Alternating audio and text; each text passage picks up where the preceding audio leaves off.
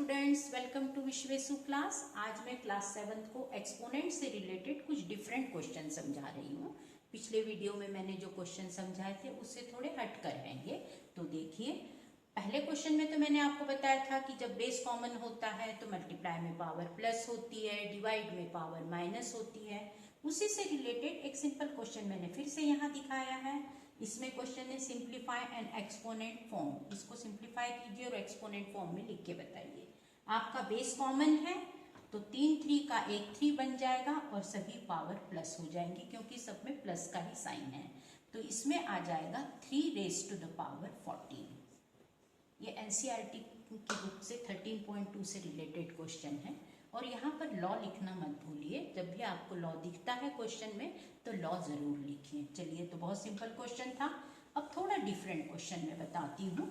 जैसे यहाँ पर क्वेश्चन है 7 raise to the power x into 7 raise to the power 2।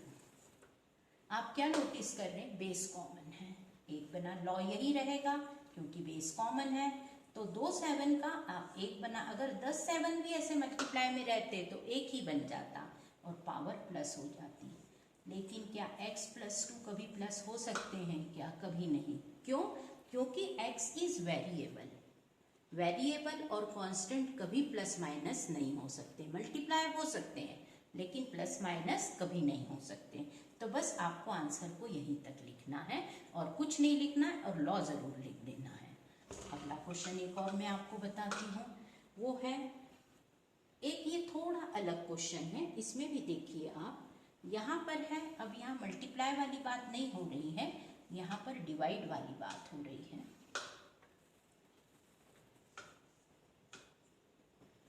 Question है 8 raise to the power t,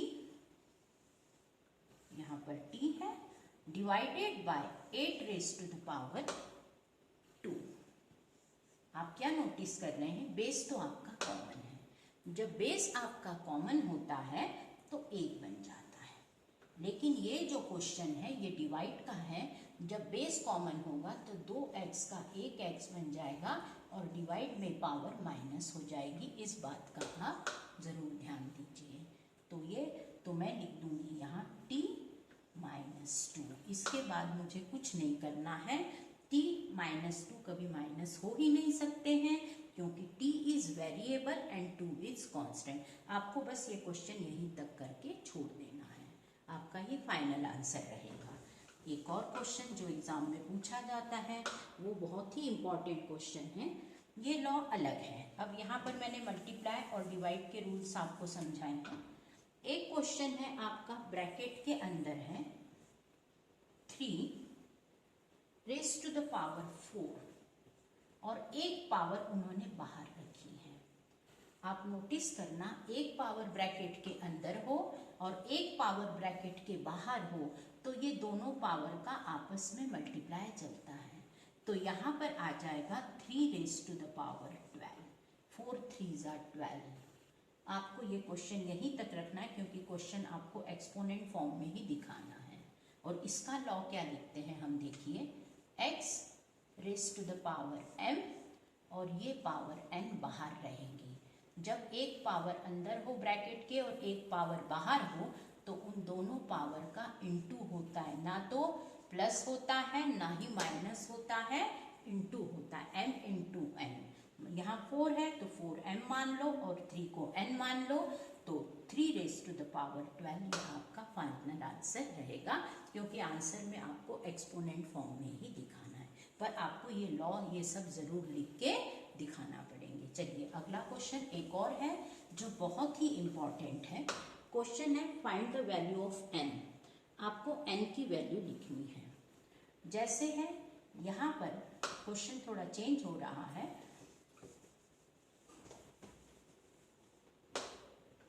Find the value of n.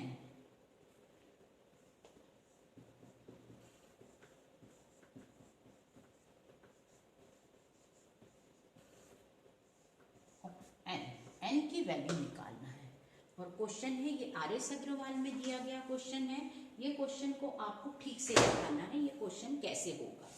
Question है 5 raise to the power 2n into 5 raised to the power 3 equals to 5 raised to the power 9। इसमें आपको n की value दिखाना है। ध्यान दीजिए, find the value of n से related question है। 5 raised to the power 2n into 5 raised to the power 3 equals to 5 raised to the power 9। बीच में इक्वल का साइन है, मतलब एक साइड आपकी LHS है और एक साइड आपकी RHS है। आप नोटिस कर रहे दोनों में 5 कॉमन है, बेस समान है, 2 5 का एक 5 बना दीजिए और मल्टीप्लाई में पावर प्लस होती है तो 2n + 3 कर दीजिए। लेकिन ये कभी प्लस नहीं हो सकते क्योंकि 2n is variable and 3 is constant और equals to 5 raised to the power 9 आप एज इट इज ही रखिए।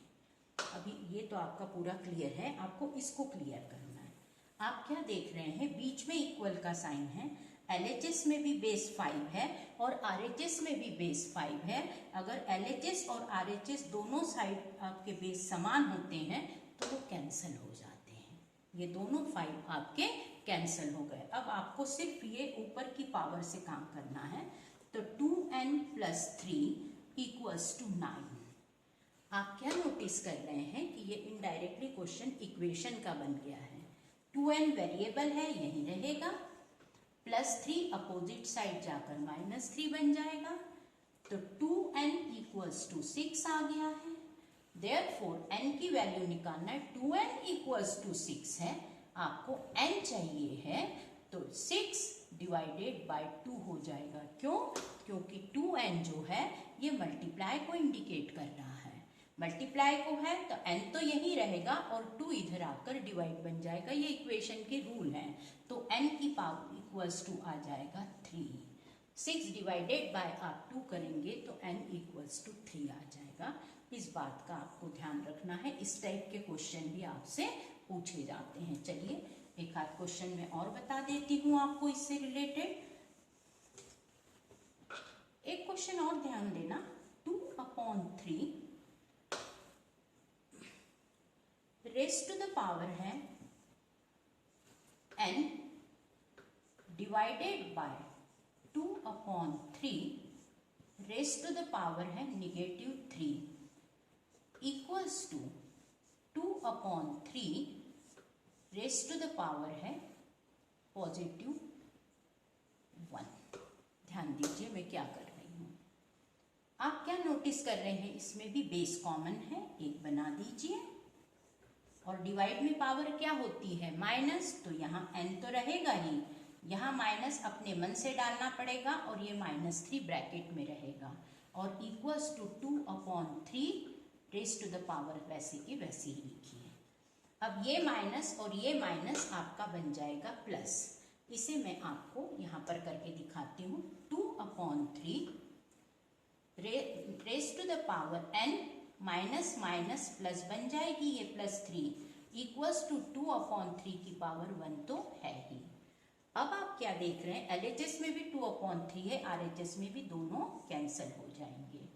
अब हम इस क्वेश्चन को ऊपर की तरफ देखते हैं, या इधर कर रही हूं मैं, देखिए n + 3 = 1। n तो यही रहेगा, +3 अपोजिट साइड जाकर -3 बन जाएगा तो n = -2 आंसर आएगा। ये +1 है और ये -3 है तो n = -2 आंसर रहेगा। आप इस क्वेश्चन को भी एक बार अच्छे से देख लीजिए। बेस आपका कॉमन था इसलिए डिवाइड में पावर मैंने माइनस की है, माइनस माइनस प्लस बन जाएगा, इस बात का ध्यान रखना। और फिर जब बेस कॉमन होते हैं तो दोनों कैंसिल हो जाते हैं। n + 3 = 1 क्योंकि इसकी पावर 1 थी, फिर मैंने +3 को अपोजिट साइड ले गई, -3 हो गया, n = -2 आंसर आएगा। अभी मैं इस पर बेस कुछ और क्वेश्चन मुझे समझाने हैं जो मैं आपको अगले वीडियो में समझाऊंगी। Thank you.